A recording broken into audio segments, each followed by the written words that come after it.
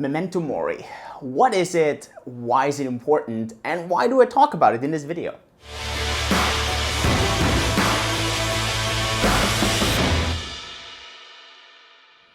Hey and welcome to today's video. My name is Julian, and on my channel it's normally all about making you crypto fit, which means normally we talk about decentralization, blockchain, cryptocurrencies, a little bit of entrepreneurship and mindset. And today I want to talk about mindset. What I actually want to talk to you about is a concept that I talk about in my new book called The Time Horizon Principle. And in this book I talk about, it's actually the very first story that I go into. It's a story about Memento Mori. Maybe let me know in the comments below. Have you heard about Memento Mori before? Do you know about Memento Mori?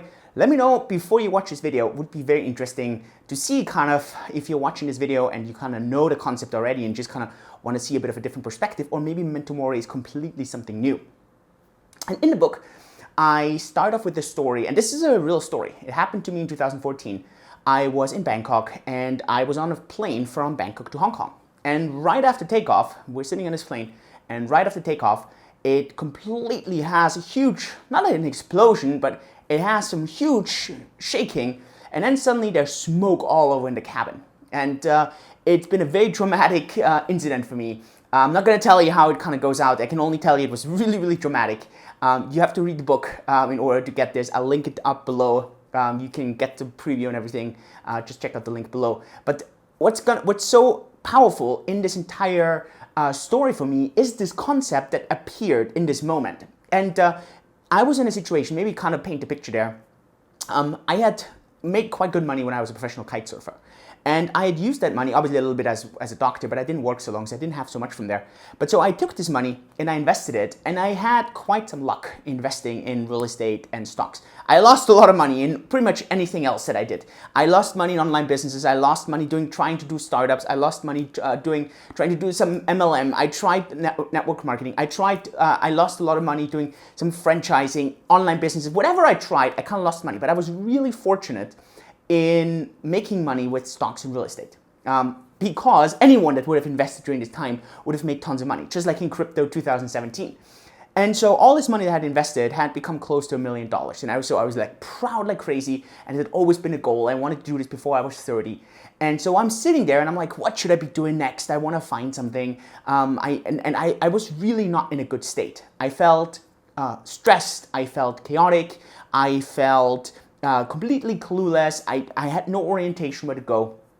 And so this thing happens then. And Memento Mori means, it's Latin, and it means be reminded you will die. And or remember you will die.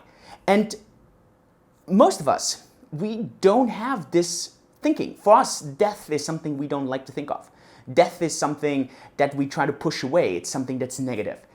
But actually, there's a lot of areas where we are reminded that death is very important. Steve Jobs actually talked about this in his famous Stanford speech where he says, death is life's best invention.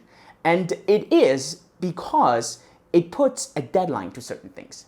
And doing this deadline makes us humans move.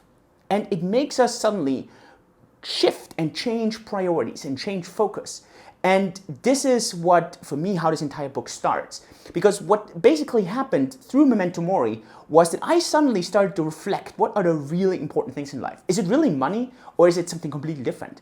Is it my health? Is it business? Is it friends? Is it my relationship? Is it my own hobbies? Is it learning something new? And so when I started digging around in these things over the past years, I really started to focus on the things that were really important to me. And I learned to say no to all the things that were not important to me. And at the end it is because of Memento Mori. And I actually use something called a death clock. I check it out every once in a while. I'll link it down below if you want to. And it kind of calculates how long you still have to live. It's a bit crazy, but I'm telling you, it puts the right perspective to certain things. And so to me, this was kind of the catalyst to then talking to a mentor, and that mentor kind of walked me, and this is basically the entire story of the book, The Time Horizon Principle. He talks about how he learned literally from people in person, like Steve Jobs, Mark Zuckerberg, from people in the Valley and in the US. He's a very successful coach in the US. And I learned from him all these concepts, and he taught them to me. And these basically laid the foundation to a lot of the successful things that I had over those past years, be it personally, be it in health, be it with my relationship, in business, and so on. And so this is what this is all about.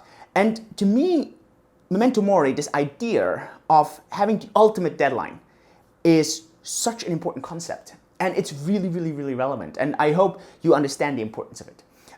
If you want, you can check out my book, The Time Horizon Principle. I'll link it down below. Also, check out the Death Clock if you want. Let me know your feedback and comment on Memento Mori. Have you ever had Memento Mori through something? I think that would be really interesting also to hear. So with this, thanks so much for watching. Click the subscribe button and I'll see you at the next video.